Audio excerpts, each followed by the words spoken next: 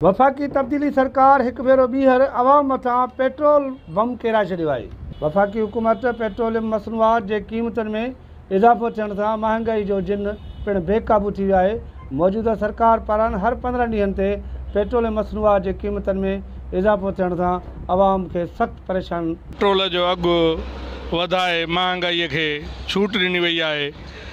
मां सम्झां थो 127 रुपया पेट्रोल जो फ़ी लीटर करे घट में घटि फ़ी टैक्सी वारे खे 1000 रुपए जी वधीक छूट ॾिनी वई आहे। हर रोज़ महांगाई थींदी थी वञनि पियूं।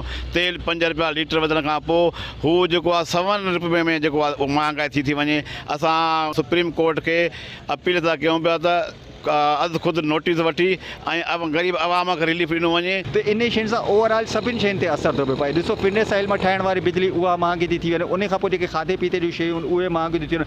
5 रुपया तेल महांगो करे छॾियो न। अॼु वरी तेल महांगे थियण सां ग़रीब आवाम जी चेल भॼी पई आहे। रोज़मर्रा जूं शयूं तमामु घणियूं महांगियूं थींदियूं पयूं थियूं वञनि। तंहिं सां ग़रीबनि जे लाइ खाधे जूं शयूं महांगियूं थी थियूं वञनि। किरावा भाड़ा साईं ग़रीब माण्हू को कजो थी थो पए ओॾे बि कोन था वञी सघूं साईं।